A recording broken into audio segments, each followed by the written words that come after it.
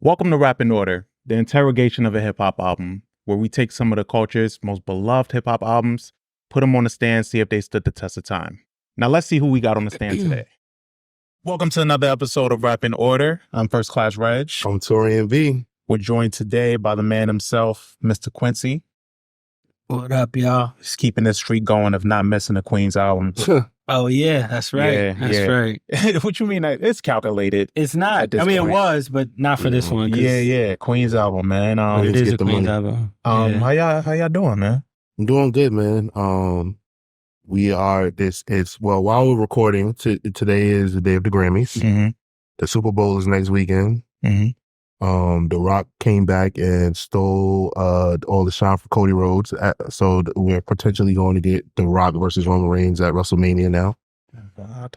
Yeah. So nobody. I'm sorry. I don't want to see The Rock. But I'm tired of the. I'm just tired of The Rock's ego. Oh, bro.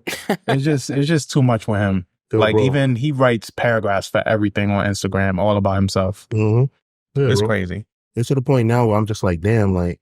All the time we thought Hogan was the real villain, man. It's been The Rock all along.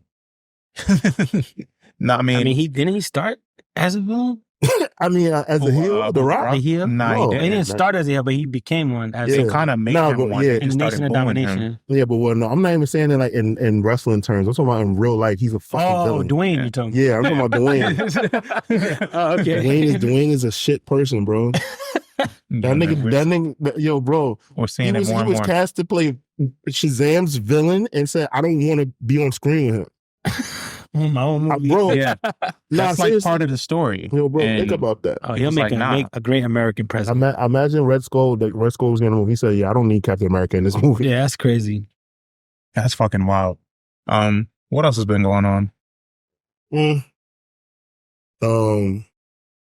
For the most part, we got some new music that has come out recently, right? So I don't think that we talked about 21's new album that much since the last episode. Yeah. I mentioned, but like it had just dropped. We talked about it off camera a little bit, and how y'all feel about it?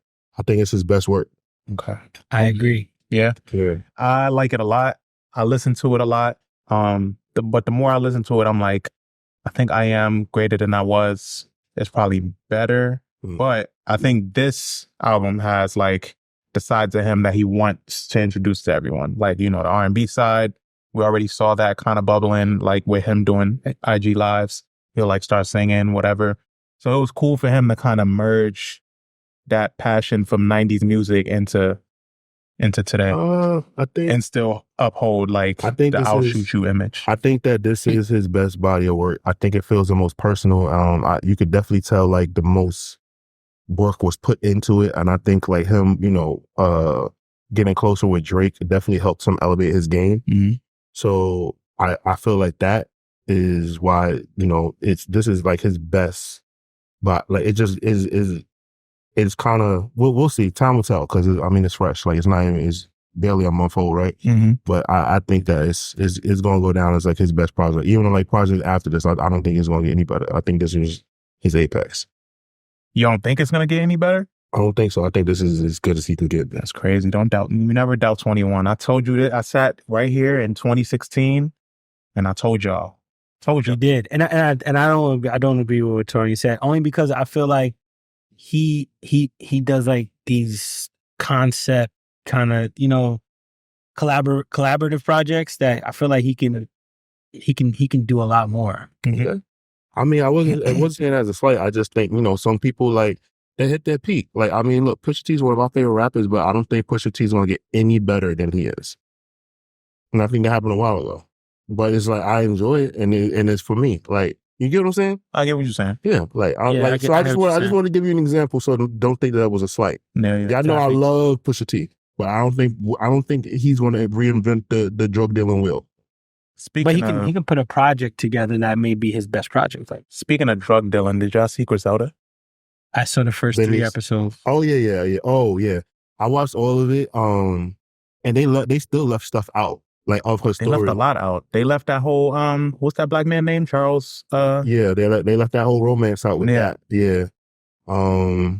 But that's the thing. I'm telling you, man. That's the thing about miniseries. It's like, but it's crazy because it didn't have to be a miniseries. It could it could have been a series. It really could have been a series. I don't know why they did it that way. I don't. Yeah. Well, according to her son, Michael Corleone, he's tight. He's pissed because apparently he pitched he pitched selling that movie to Netflix, and they pretty much said no. They declined and then made the movie anyway. Yeah. But this is something that I know.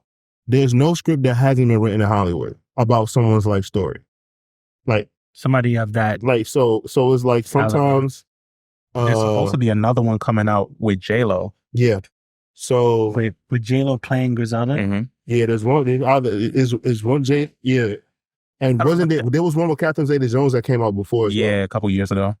So in Hollywood, there's scripts about like, and you think about that person, it's been written. Like right now, there's a Bernie Mac script being written, and they're having a hard time because Bernie Mac kind of lived a more like boring life, very private. Yeah, like, very private. He really wasn't friends with people in Hollywood. He wasn't like a drinker. He wasn't like a drug abuser. And niggas was going out after they do their show. Yeah. He would go home and be on the phone with his wife. Yeah, like legit. So like it's kind of like they're trying to find a way to like they really want to make a Bernie Mac movie, but I say that to say that there's probably like 8 scripts about Griselda, but her son was trying to sell them. So I get like her son is like, nah, there's no way. Like there's certain shit that he probably said, but you got to think about it. Like people been chronicling this woman's life. So I'm not saying that's right. I think that he should have the right to tell his mother's story. Yeah. But I'm just also saying that he probably spoke to them and they probably were just like, yeah, but we don't want you a part of. You're too close to this. Mm-hmm. You won't be okay with us like showing this part about your mother's life. Or they could be like, well, I mean, you wasn't born to the fucking 80s, nigga. Like, what about the 70s? That's true. You know, it's different possibilities, but like that's like a thing. And like life rights, like it's so crazy to me that like you cannot own your life rights. Yeah, well, that you can, but you got to be on top of it. Like you just got to have a lawyer that checks everything. Yeah, because if your life is as public as these people's is, then people just have the creative freedom to kind of just go pull away at it. Yeah. Like how they did with Mike Tyson. Yeah. So, you know, that's just one of the things. But speaking, because I don't want to give too many spoilers. Chris still hasn't seen it. I'm pretty sure a lot of watchers haven't watched it. Speaking of Griselda, the Benny Butcher project. Mm-hmm. I like it a lot. Wow. Reggie, you don't like it that much? Nah. I do. It's very underwhelming to me. Really? Mm-hmm. What do you think? It's not, it sounds like a Benny the Butcher project, but I'm like, for this to be his debut project on Def Jam, I was like. I love the beats. It's funny because I went to a Knicks game last year. I think it was a playoff game. I don't remember what game it was. Benny was there. Benny was there, and I seen him. Like, yo, I was telling him how dope the Oh, you was courtside. You spoke to him. No. I saw him like I was getting like concessions. He was getting some food. I was getting some food. Oh, actually, I think he told us the story. Yeah, in the rich nigga section. Because like y'all was in the regular concessions. It was in the 100s. It was in the 100s. We has a courtside. I'm sure he can afford that. I can't. But no, I was telling him like, yo, the album that you did with Hit Boy, fire. Like, when can we get some more of that? And he pulled out his phone. And he went into like the Apple files and he just started showing me like you should have snatched that shit. Mad songs with Hit Boy. He's like, so he had I think he had a lot of these songs for like over a year. You should have snatched that shit from that nigga, man, bro. You should. I enjoyed it, man. Like Alchemist beats. I thought the beat selection was awesome. No, yeah, I didn't have a problem with the beat selection and just Hit Boy and Alk. Yeah, they both. He has his best work with them, arguably. So I could see why he wanted to tap into that feeling again. Mm-hmm. I still feel like his best project is Burden of Proof. Burden of Proof, exactly. Like I think Burden of Proof. That second mixtape, that was 4 years ago. Tana Talk 3. What was that? Tana Talk, well, the one with Black Thought on it. Tana Talk 3 is one of my favorite Vinny projects as well. Yeah, he has so many. This is okay. Let me ask you guys a question. I'm veering off a little bit. Do you think that certain artists like kind of like hinder themselves when they put out so many like unofficial like projects that aren't their debut projects, but that then when they finally put out their major project, it's underwhelming. I don't think so, and not anymore. I think because that era has changed so much. Like, we don't have official mixtapes anymore, right? So, like, when they put out projects that are just one-offs, all it does is build the hype for the next project. So when their official debut comes out, I mean, it's going to hinder them regardless if it's bad or not. It's not hindering them based off the anticipation from a mixtape, because mixtape concept is kind of dated now. Yes. Okay, go ahead. I was going to just say, I agree with that. And I don't even think they even look at it like that. I think he's looking at this like a lick. Like, he was able to use the fan base, because he has a touring fan base. Like, he has a solid core. So now he's going to the label like, yo, I want 1 point whatever million. I want the bread.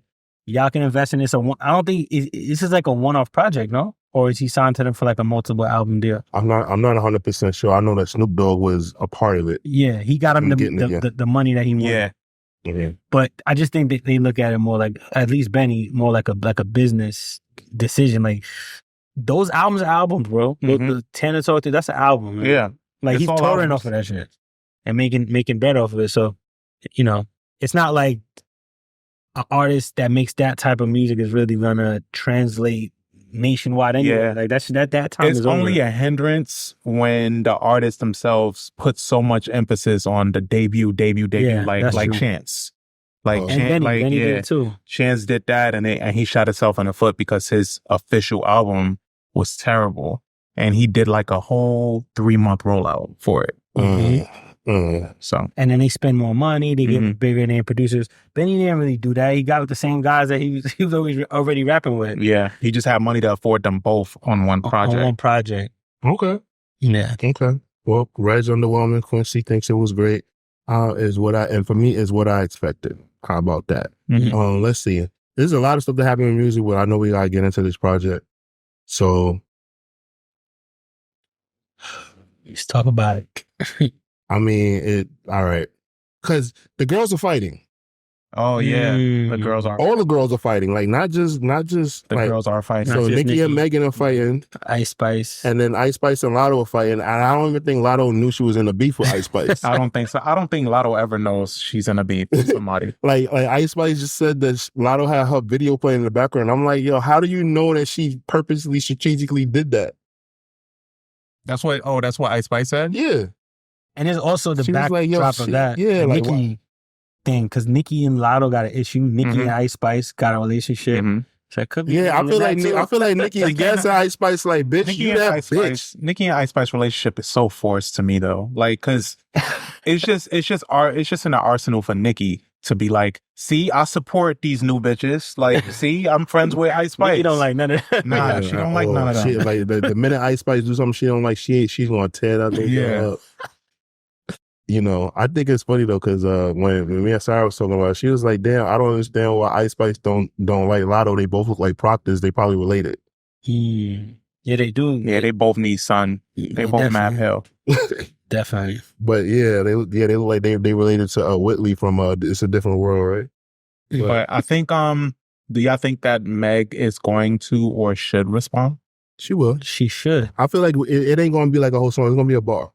On the album, man. Yeah. That's what I would do. It's definitely going to be a bar, and it's definitely going to be in that cadence where Megan be just rapping fast. Yeah.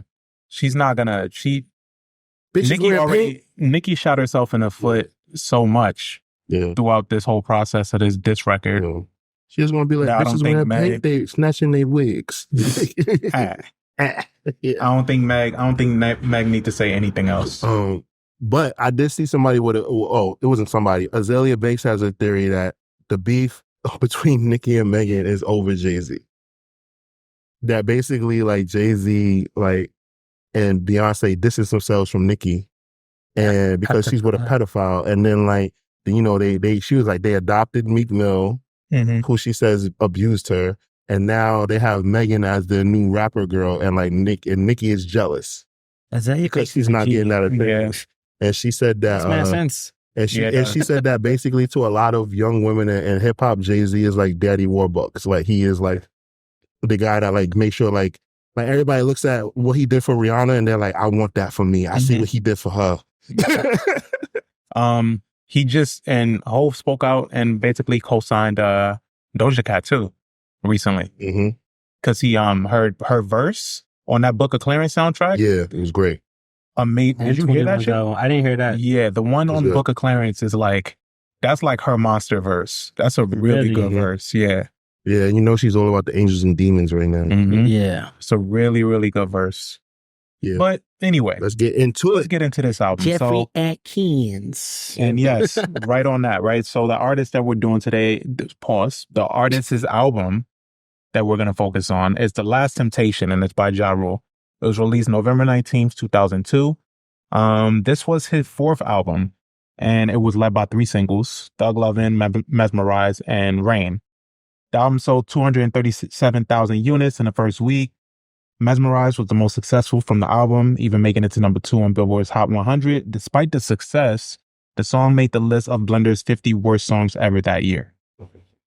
Last Temptation. I miss Blender magazine, bro. I used to buy that shit faithfully. Yeah, I did too. The Last Temptation and Maxim.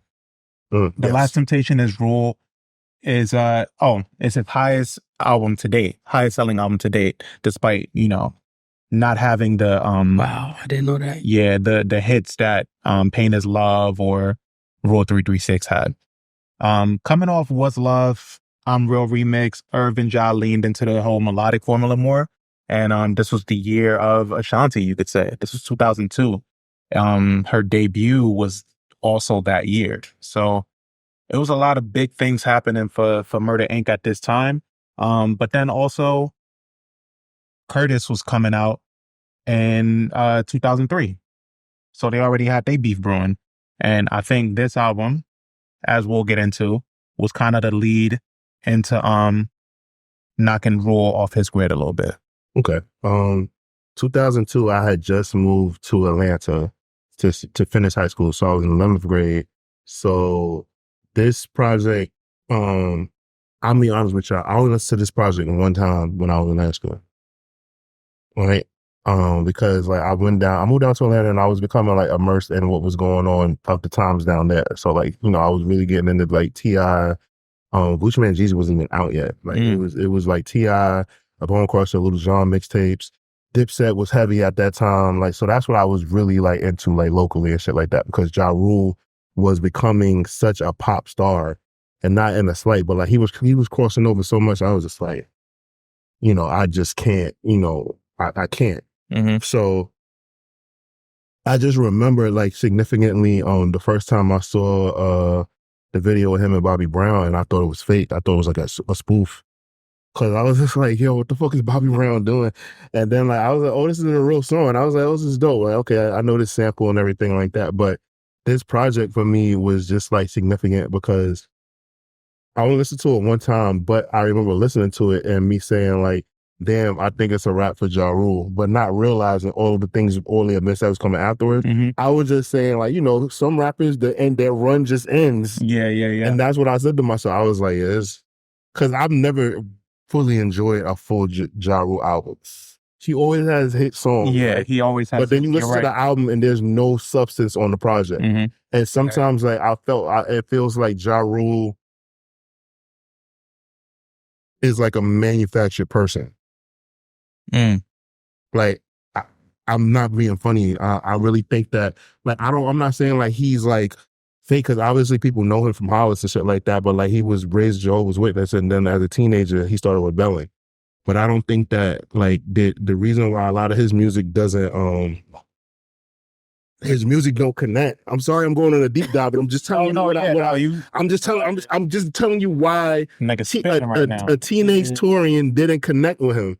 Like he has this great voice, right? He's never like, I can't say I heard on a feature that he's had a bad verse on a feature, right? I also think that he had the look. He has like this energy about him, right? Everything that makes a rap superstar.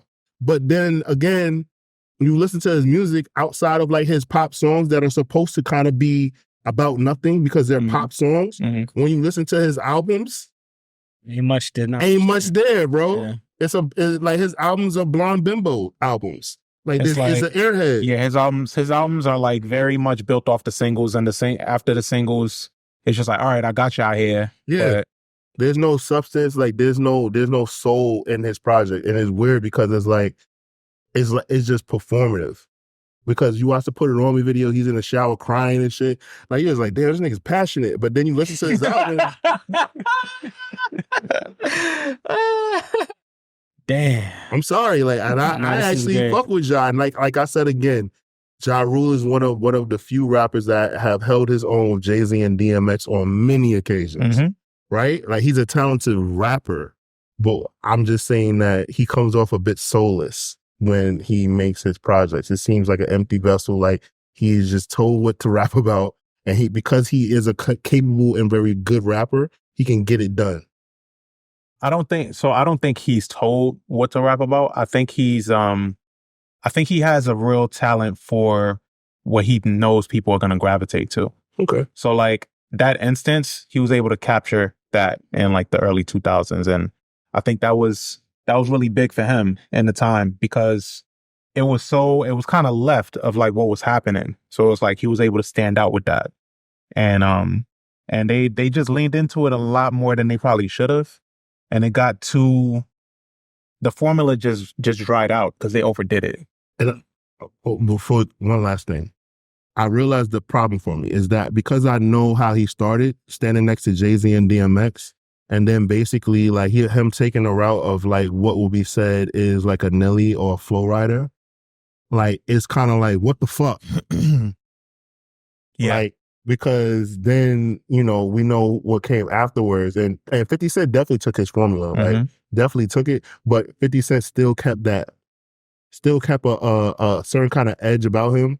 And we also know that, like, because 50 Cent's such a good songwriter, a lot of truths were put into his songs. Mm-hmm. His story, he just has a better story. Yeah, is well, amazing. 50's story is incredible. Yeah. All right, I just want to say that. I'm sorry. I talked a lot. I was wrong with it. I'm sorry, Quincy. But also, that's cool. 50 has a story. Yeah. Has a story. Yeah. I just wanted to shoot Josh some bill. He's from Hollis, Shout out to Gabby's Pizza. I feel like that was kind of the era for that. Like, I feel like Nori was doing that at the same time, like two big singles and not much else. Like on his, now I'm not talking about NORE album, I'm talking about after that. Like Grimy? That whole era. Grimy was 2001. 2000, yeah. Grimy albums there wasn't much there. It was just singles and the albums were just okay.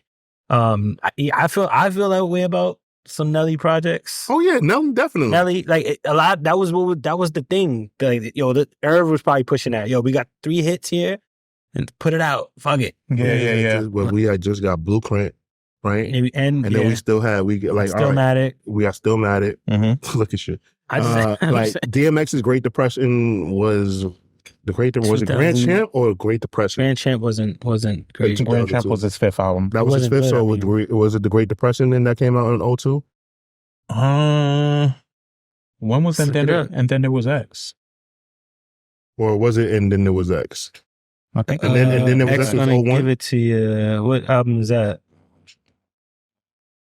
I don't know. Look up. I just what I'm saying is that a lot of the projects that I like gravitated towards were rappers, and I'll say this: after listening to the Dynasty album, seeing how introspective Jay got, it made me want rappers The Great Depression. Okay, so I was right. Okay, Grand Champ was 2003. Okay, I'm just I vividly remember. I have a decent memory when it comes to high school, and there's certain albums in high school that I listen to where I really locked in, and Ja Rule just wasn't doing that. He wasn't all I'm saying is just that Ja Rule doesn't seem like a very authentic person when it comes to making music. He seems like a very talented person, and that's a huge difference. Mm-hmm. So we probably gotta do the thing. Oh yeah, probably. The camera. Give me a second, sir. Sure. Quincy, make sure my camera. Yeah, man. Nah, but you cook good, boy.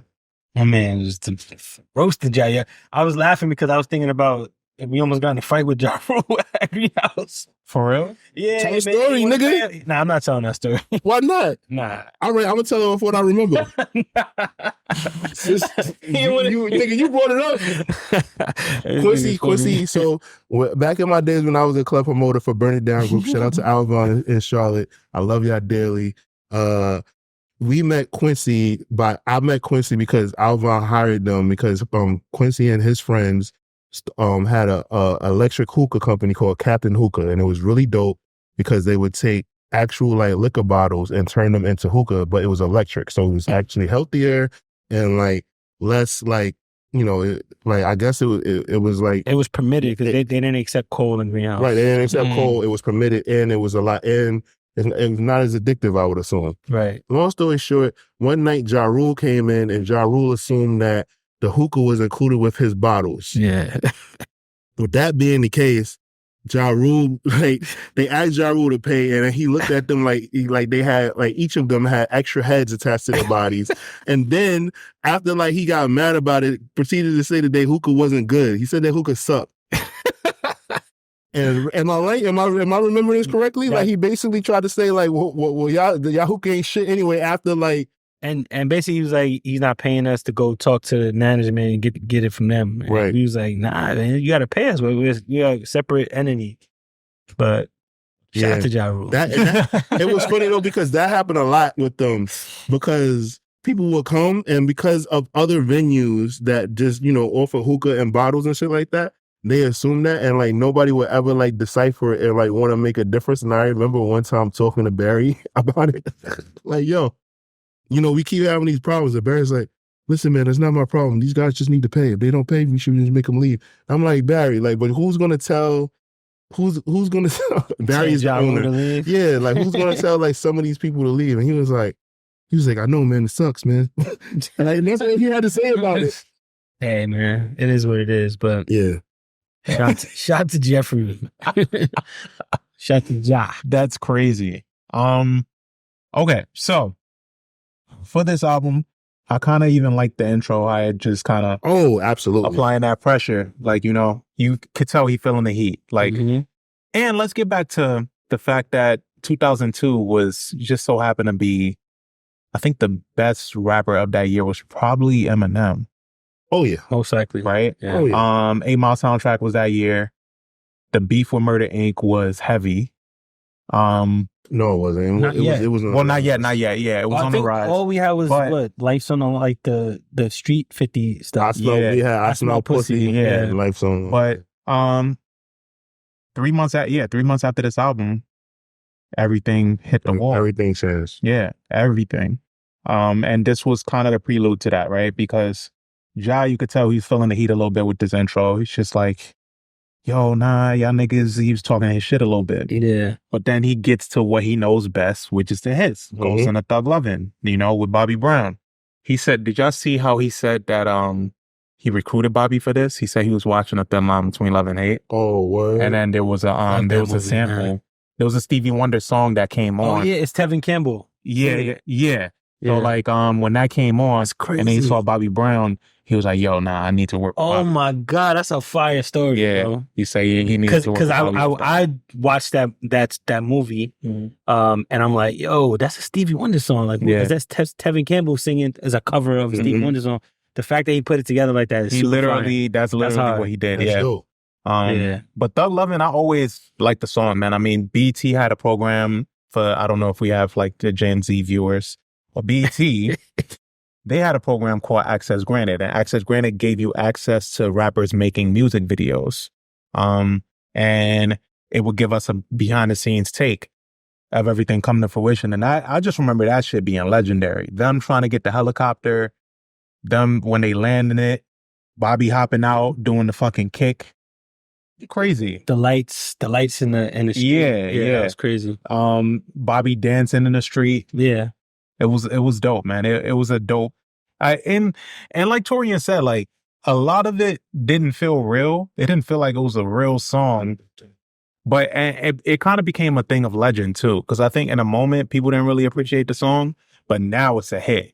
Like if it comes on, I don't think it really comes on But if it does come on, niggas will respect it. People also got to remember at this time, like this was when like being Bobby Brown or what was Whitney and Bobby Brown was like on television, and like they were like one of the early reality shows that was actually a real reality show. Sorry, y'all, that's my neighbors. So just at that time, like there was no editing or like producers like creating the scenes. People probably started doing that because of this show. Right. But like, yeah, like that was like a big deal or whatever like that. Like Bobby was like getting DUIs and shit. But you know, Bobby was still young at that time, so he was able to do high kicks and shit. Yeah. And let's not forget to mention, I mean, no, okay. not super. Oh, because they both was, you know. Yeah, that's true, Corinne. Yeah. But before like viral was viral, like, you know, Bobby Brown's jaw became like a punchline. Yeah. It was a thing from this video. From this video, it was he was doing like the, you know, the cocaine jaw. Well, that's dead not what it's for. What do you mean? When they say Bobby Brown jaw, that's what they're talking about. No, I know, but that's not why Bobby Brown has the jaw like that. Oh no, it's not. But I'm that's sure it's not. what But, they used to that, reference. like Banks, I know. said the line. Yeah. But what was it? Just curious. He was taught. I shit, forget what it was.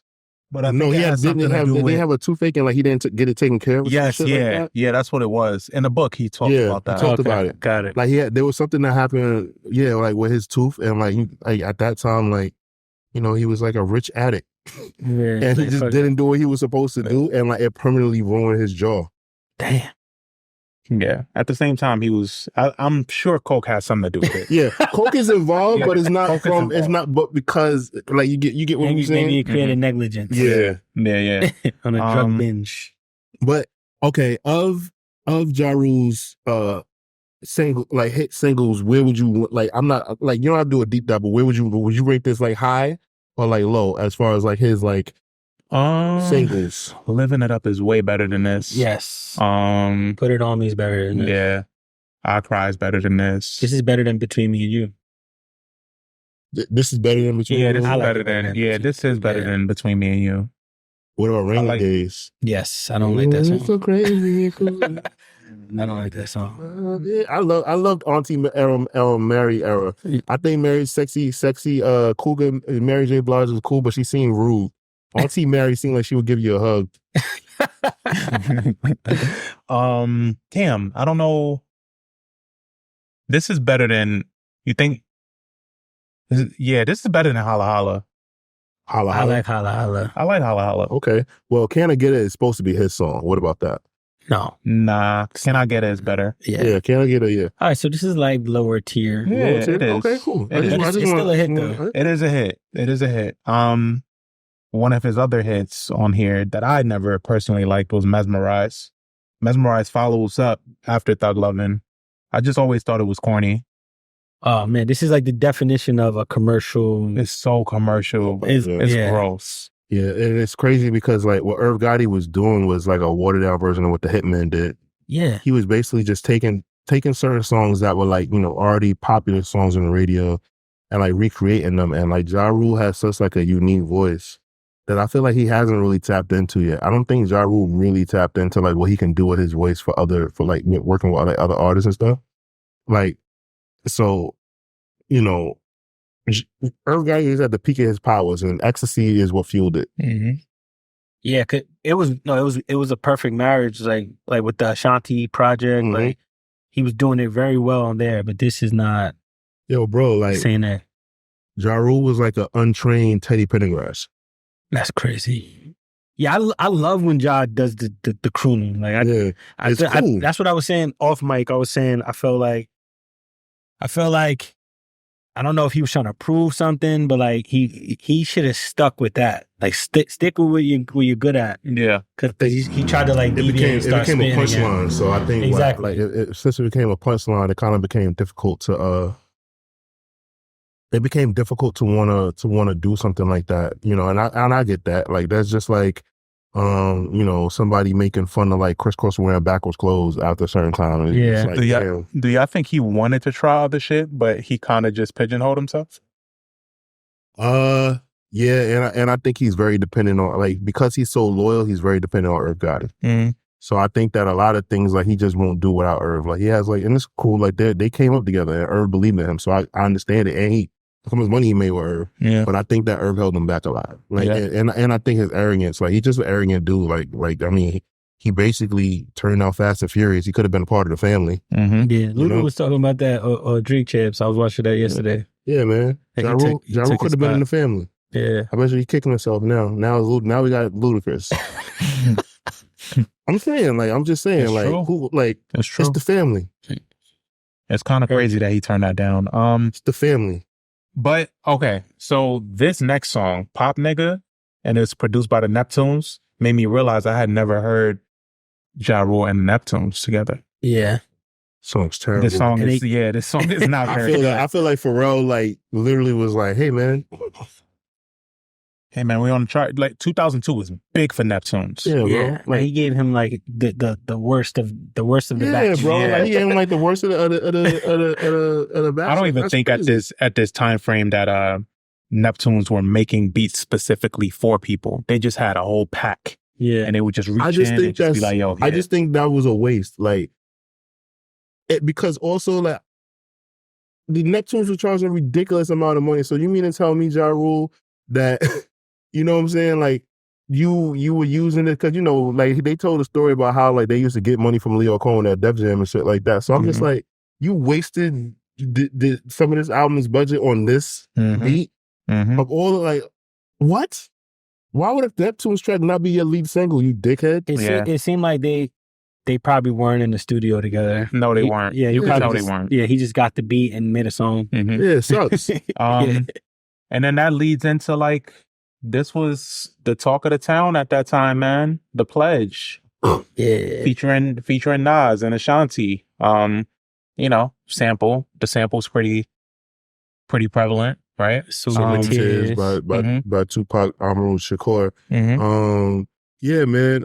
I think Ja Rule Lost a was lot of out of shit. his ever living mind during this time period. Like him saying that him and Tupac will probably ride together and shit like that. And it's like, my nigga, what makes you think that Tupac will like you? Like it's just crazy. Like that's some like real arrogant shit. I'm gonna shoot Ja Rule some bail here. That was a Snoop diss, and he was right because what he was trying to say was he said on his trick ass nigga with curls. He was talking about DMX and he was talking about Snoop, and Snoop and Pac fell out before he passed away. So that's why he said the line, "Bitch, dog, get at me, dog." Exactly. Yeah. He was saying basically like, if Pac was here, I'm not fucking with you, and he wouldn't be fucking with you. So I didn't know that Ja Rule and Snoop had beef. Yeah, I think that. I don't know where that started. I think it might have been that whole Dr. Dre, Busta Rhymes, like they was all dissing Murder. Yeah, it was bad. That was weird. Like so, because I know that like they were getting close with Sugar at that time. Exactly. Oh, that's probably why. Oh yeah, because we'll get into it. But Death Row's on this album.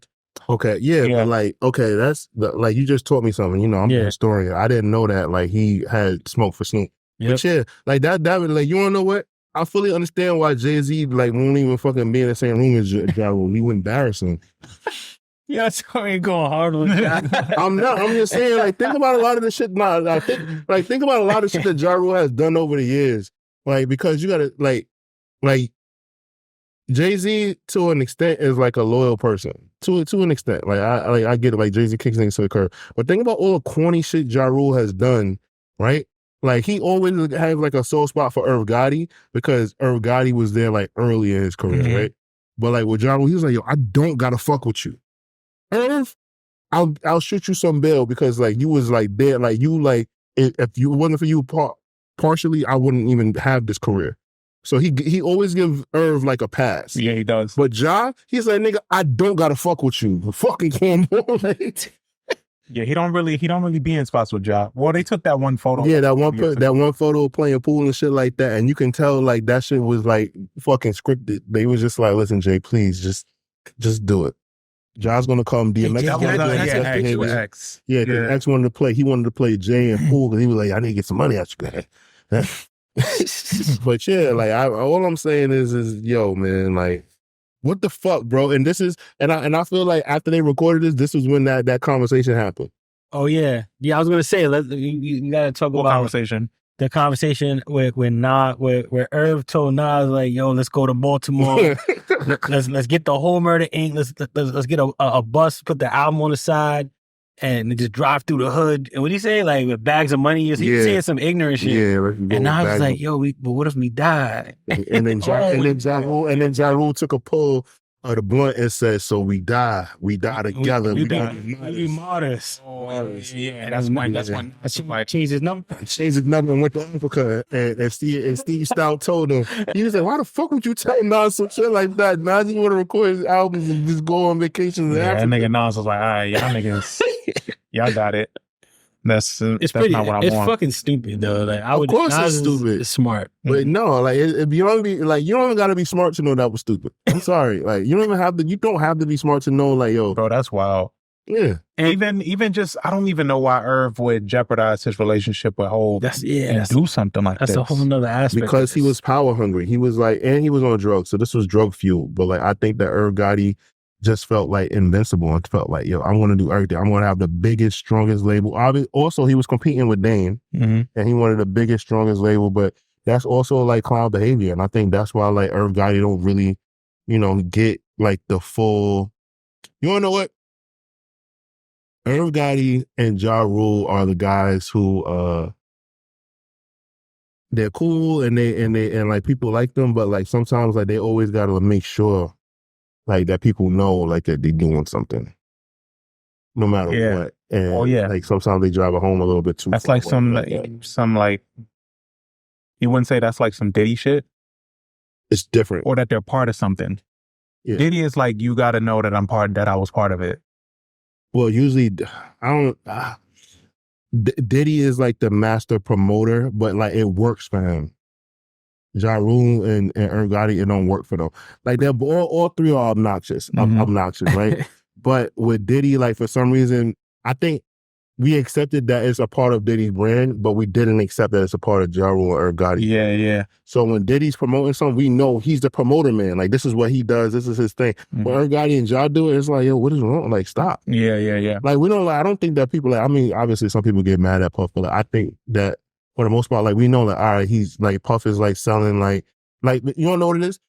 Puff's endeavors are usually were in the past successful. Everything that he promoted, from clothing to fashion to restaurants, alcohol. Yeah, like it was successful. So it's like, okay, he's proven himself. Like he's done these things. But with Irv Gotti and Ja, the only thing that I know them to be successful at is music. That's true. They had the clothing line Irving Jeffrey and went nowhere. Yeah, I had like all that free shit because like they were literally giving that shit away. So I had mad free Irving Jeffrey shit when I was on shit. Like, but as far as the pledge, this was, I thought it was Nas like trying to find a crew because the whole Rockefeller was kind of riding on him, and he was just fighting them for Dolo. So he was like, I'm going to try to align with these guys. And then when that happened, he was like, man, I'm out of here. Yeah. I don't even think it was that. I think that like he was trying to get out of his label situation and Irv Gotti was selling him a dream that he could help him get out of it. And I think Steve Stout thought it was good business as well, which also is very questionable. Like, it's so weird to me how Stout, like, and apparently Stout and Jay-Z are like fifth cousins or some crazy shit. Like, and it's crazy to me that Irv was either he was there when Nas made Ether or he heard it before it came out. And then he produced Super Ugly and then he signed Nas. Like, this is the shadiest shit I've ever seen. I don't know what's going on. Like, I really don't get it. That's why I'm like, it must be the drugs. The timeline is crazy too. Yeah. For that to happen back to back. Yeah, bro.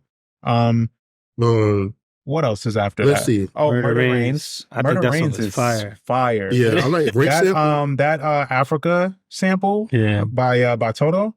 Love that song. Do y'all remember the video for this? No. I just in the video. So the video for this, I remember specifically because I used to really like it.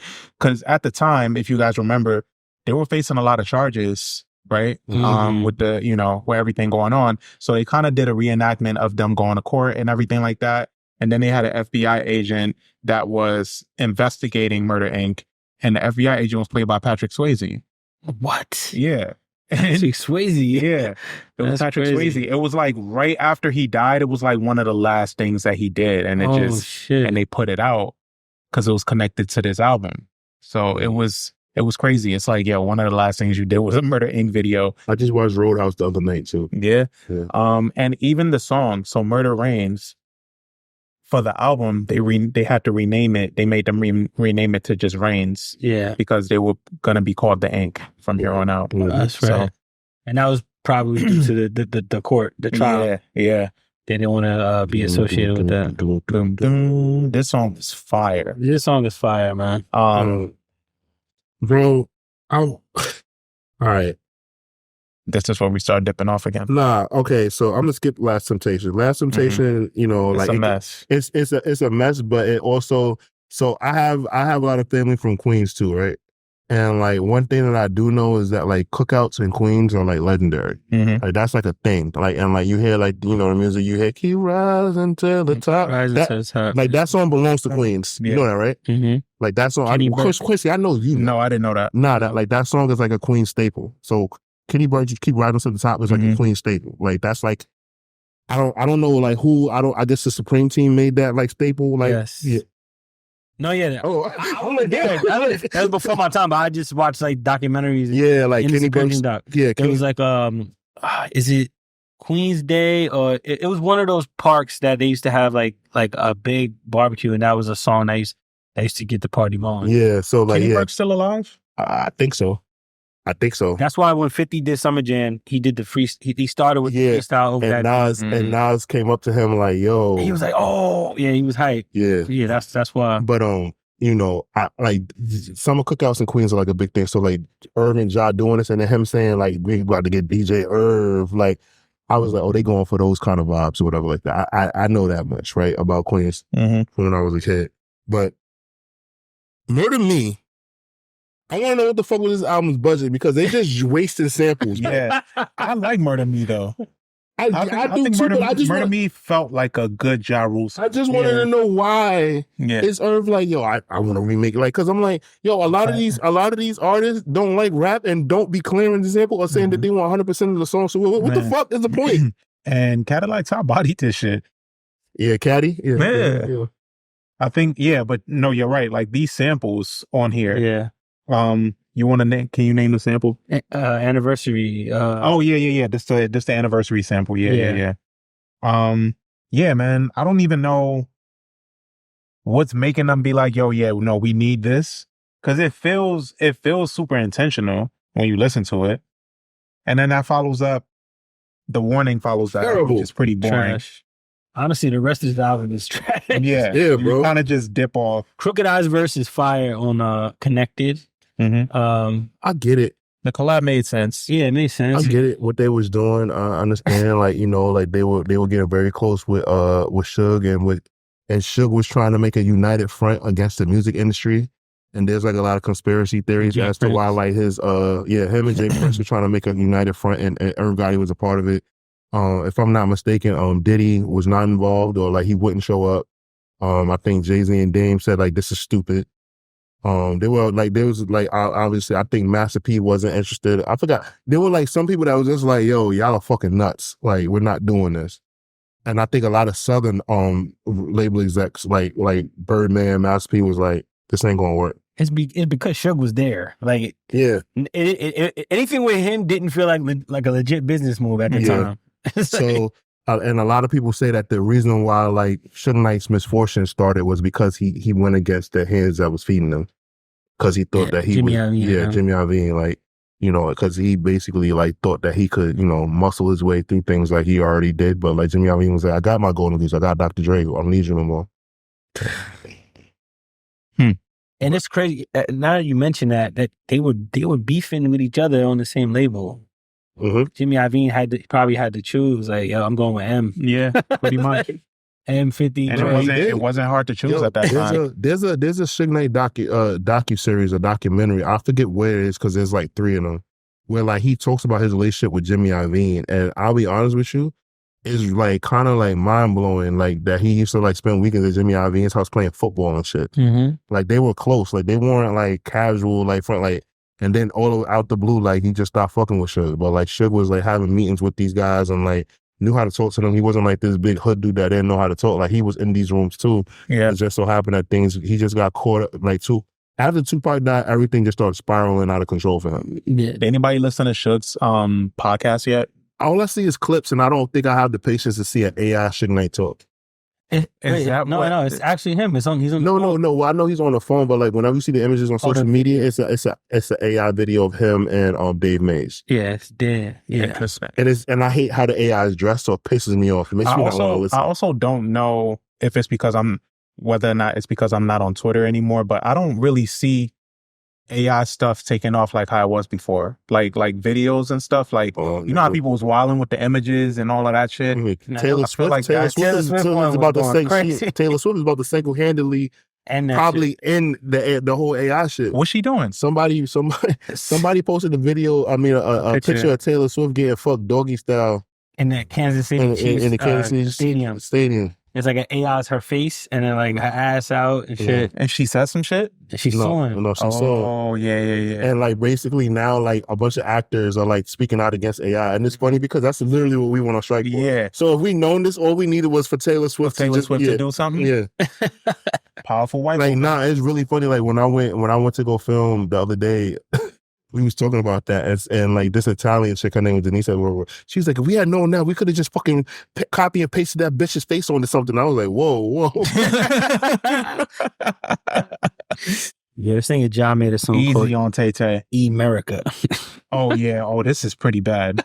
That's trash. Yeah, that's how you know. That's how you know he was on some Tupac shit. Like he just renaming shit. Yeah, the rest of this album is not very good. This Rockstar song and Destiny is cool. Destiny is actually not a bad outro. It was a part of the Mesmerize video. Yeah. At the end, it's not a bad outro. I wrote for Rockstar. I wrote Leo Cohen sat in that office and really said, "Yeah, this is a hit." I don't even think Leo Cohen passed this. He just was like, "Yo, do it, man." They got Lenny Kravitz. Did he sample Lenny Kravitz? They got him listed as a writer for Rockstar. For Rockstar, yeah. He probably gave guitar riffs. Okay. Yeah, probably. But shit, bro. Like, but I can get to my stand. Okay, so my standouts for this album are Thug Lovin', Murder Me, Reigns, and the Destiny outro. What y'all got?